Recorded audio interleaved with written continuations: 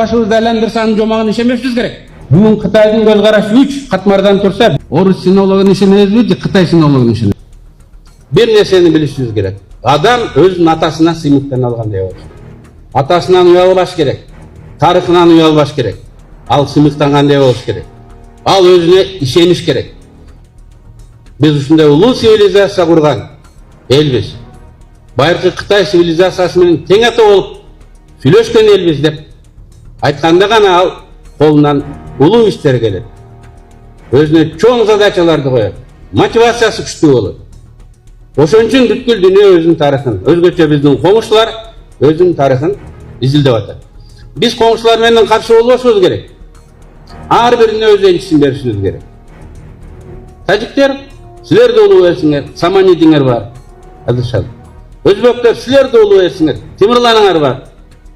Казактар, силерден үлкөн элсиңер, Алтын Ордоңор бар. А биз Бугуташтар дүйнөсү, Скиф дүйнөсү биздин аталар 1,5 миң жыл империя болуп турган. Ар кандай империянын закону бар экен, 1000 жыл, 700 жылдан кийин ал бөлүнүп тарайт экен. Бир туугандар деле мындай алыстап кеткенде өзүнчө болуп уру болуп кеткенде ал тарап, анан башка элдер пайда болгон. Биз 3 томдукта так ушуну көргөзөбүз. Балким ал эл башка да ойлошу, бирок атасын тана албайт. ДНК менен апарып берүү керек. Атасын тана албайт. Атасы биз болуп чыгабыз.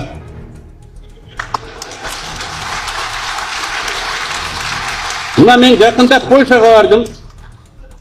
Польшада ата-аталар менен жолуктум. Алар биздин кыргыздар экен. Өзүлөрү билбей ДНКсы. Мындан 900 жыл мурун аталары 1900 жыл, 1200 жыл мурун аталары ажыраган экен. Алар ошол Алтын Ордо ошол жакта калып, Токтамыш менен кошо Литовский улуу Литов княжествосуна барып туруп калган экен. Азыр Белоруссияда, Литвада, Польшада жашайт экен. Ата тегин билбегени менен кебетелер бизде, ДНКсы бизде. Мына азыр пан-латинский мындай чыкканда мындай аларды айтып берет. Тоо бөлбөйт, тоо бириктирет. Мен Кыргызстан мисалында айтайын. Нарын жакта жашаган элдер Каракулжада да жашайт, Алайда да жашайт. Урулар. Жайында алар жайлоого чыгып биригишкен, кыш түшкөндө айра түшүп кетишкен. Тоо бизди ар дайым бириктирип келген. Азыр эле инфраструктура, райцентр, облцентр болгондо эле бөлүнүп калды. Болбосо бизди тоо бириктирип сактап келген. Кыргыз коомунун жаратылыш табигый омурткасы тоо. Андан башка Тага Жээн, 1000 жылдык Куда деген династия ошого негизделип түзүлгөн экен. Эмне үчүн 1000 жыл алар жүрдү? Эмне үчүн Алтайда Тяньшанда болсо, ортосу 2000 километр болсо, бирдей ой жүгүртөт, бирдей той берет, бирдей сөөк коюп мархумду узатат. Аны бирөө жасаш керек да. Телевидение жок, гезит жок. Так ушул династия, так ушул тууганчылык, тууган катыш, алыш бериш аны берген. Ошон үчүн акындар бар, манашчылар бар. Ошолор аркылуу бир код сакталып турган экен. Ошондо 4000 жыл мурун алар келген болсо, 3500 жыл мурун, тем более 3000 жыл мурун скифтер заманында алар бир тилде сүйлөп калган.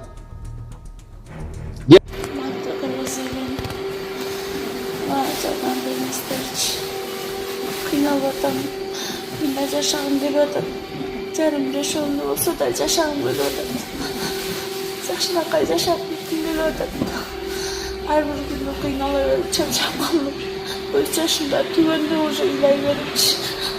Бул эжебиз узак убакыттан бери ушинтип кыйналып диализ аппаратта жаткан учуру. Аллах ыраазычылыгы үчүн ушул эжекебиз дагы чет өлкөгө чыгып, ушул бөйрөгүн операция кылдырып, пересадка кылдыруу үчүн чоң суммада каражат керек экен. Ушул реквизиттерге колуңуздардан келгенче салымыңыздарды кошуп кетиңиздерчи.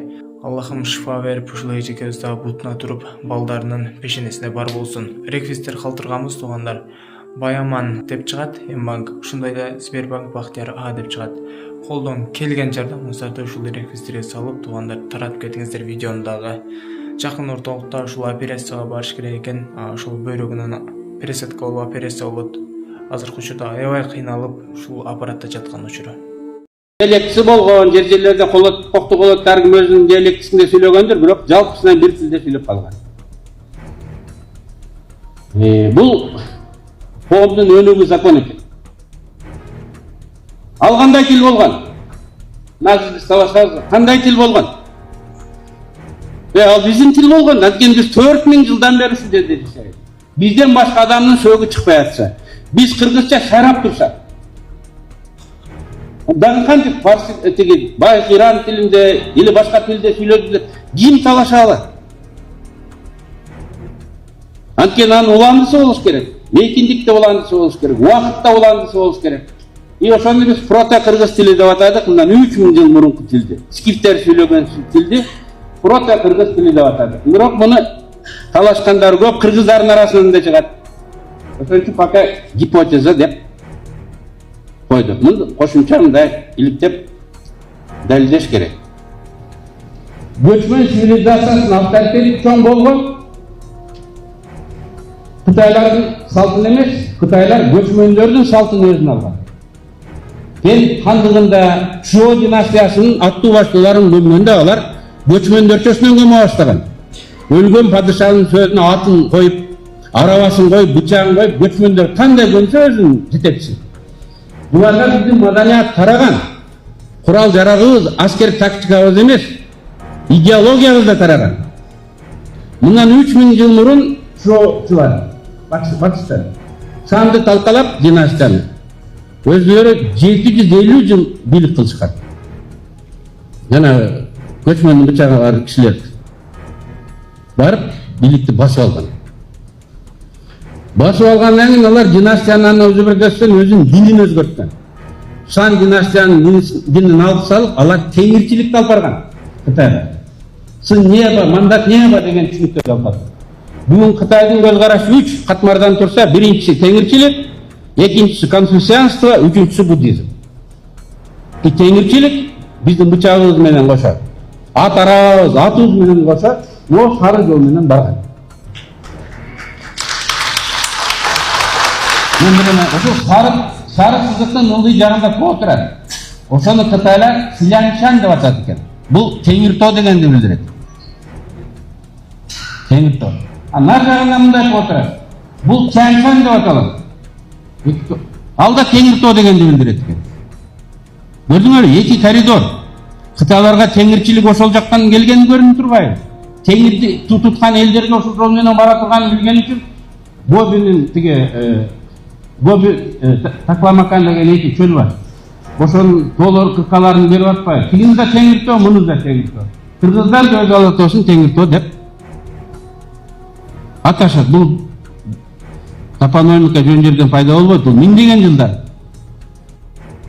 жылдар сакталат. Ошол Силяншанды улансаң, бияга алтын тоо деп аталат экен, алтын.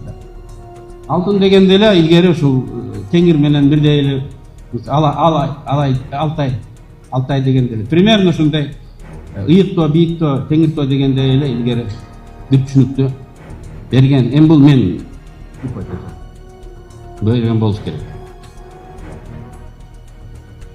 Анан Муван келет. Белектерди алмашат кыргыз падышасы менен. Ал бир 3-4 элдин атын жазат, бирок калгандары жок, жалгыз эле кыргыздар калды да. Эми ал уруулардын аттарын жаза берет, лидерлер. Бири ошол Жуан хан деген ошол замандагы экен. Эки иероглиф менен жазылыптыр, ошону Жуан хан деп Ютайшын окуптур да. Орус синологун ишенебизби же Кытай синологун ишенебизби? Кытай синологун ишенебиз. Арслан, орус синологун ишенебиз, мага ишенбегиле, мен синолог эмесмин. Ютайшын окумуштуу эмес, ал Кытайдын академия. Кытай бүгүн кем? Кытай бүгүн экинин бири. Кытай илим менен технологиянын борбору. Экинин бири, эртең биринчи болот. Кытай айтып отурса биз талашабызбы? Биздин максат жаңы далилдерди табыш. Мен башында айттым, биз гипотеза сунуш кылып атабыз. Ушул кийин тастыкталса деп. Анын үчүн биз биринчи ишенишибиз керек.